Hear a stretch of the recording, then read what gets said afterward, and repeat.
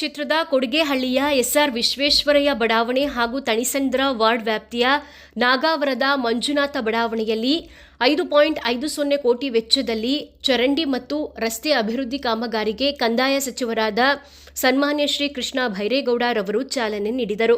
ನಂತರ ಮಾತನಾಡಿದ ಅವರು, ನಾಗವಾರದ ಮಂಜುನಾಥ ಬಡಾವಣೆಯಲ್ಲಿ ಪ್ರತಿ ಬಾರಿ ಮಳೆ ಬಂದ ಸಂದರ್ಭದಲ್ಲಿ ಇಲ್ಲಿನ ರಸ್ತೆಗಳು ಜಲಾವೃತವಾಗಿ ಮನೆಗಳಿಗೆ ನೀರು ನುಗ್ಗಿ ಜನರು ತೊಂದರೆ ಅನುಭವಿಸುತ್ತಿದ್ದರು. ಸಮಸ್ಯೆ ಬಗೆಹರಿಸಬೇಕೆಂಬ ಸ್ಥಳೀಯರ ಮನವಿಯ ಮೇರೆಗೆ ರಸ್ತೆಗಳನ್ನು ಎತ್ತರಿಸಿ ನೂತನವಾಗಿ ಚರಂಡಿ ನಿರ್ಮಿಸಿ ಒಟ್ಟು 10 ರಸ್ತೆಗಳಿಗೆ ಕಾಂಕ್ರೀಟ್ ಹಾಕಿ ಅಭಿವೃದ್ಧಿಪಡಿಸುವ ಕಾಮಗಾರಿಗೆ ಚಾಲನೆ ನೀಡಲಾಗಿದೆ ಎಂದು ತಿಳಿಸಿದರು.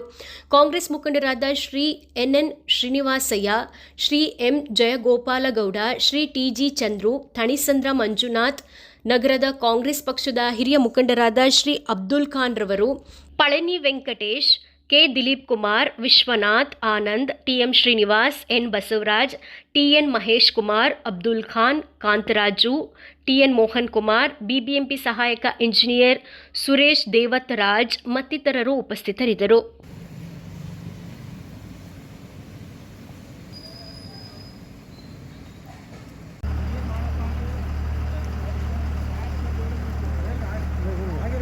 ಎಸ್ಟಿಮೇಟ್ ಬಂದು 3 ಕೋಟಿ ರೂಪಾಯಿ ಎಸ್ಟಿಮೇಟ್.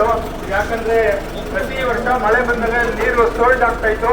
ಅದರಿಂದ ಈ ರೋಡ್ ಎಲ್ಲ ಹೈಟ್ ಮಾಡಿ ಯುಜಿಡಿ ಫಸ್ಟ್ ಮಣ್ಣು ಪೈಪ್ ಇದ್ದಿದ್ದೆಲ್ಲ ಕಿತ್ತಾಕಿ ಬೇರೆ ಹದ ಪೈಪ್ ಹಾಕಿದ್ವಿ, ಪ್ಲಾಸ್ಟಿಕ್ ಪೈಪ್ ಹಾಕಿ ಎಲ್ಲ ಲೆವೆಲ್ ಕಟ್ಟಿ ಈಗ ನೀರು ಎಲ್ಲಿ ಒಂಚೂರು ನಿಲ್ದಂಗೆ ಮಾಡಿ ಲೆವೆಲ್ ಕಟ್ಟಿ ಮಣ್ಣೆಲ್ಲ ಹೈಟ್ ಮಾಡಿ ಈ 10 ರೋಡ್ಗೆ ಕಾಂಕ್ರೀಟ್ ಕಾಮಗಾರಿಯನ್ನು ಇವತ್ತು ನಮ್ಮ ಸಾಹೇಬರು ಉದ್ಘಾಟನೆ ಮಾಡಿದ್ದಾರೆ. ಅದರಿಂದ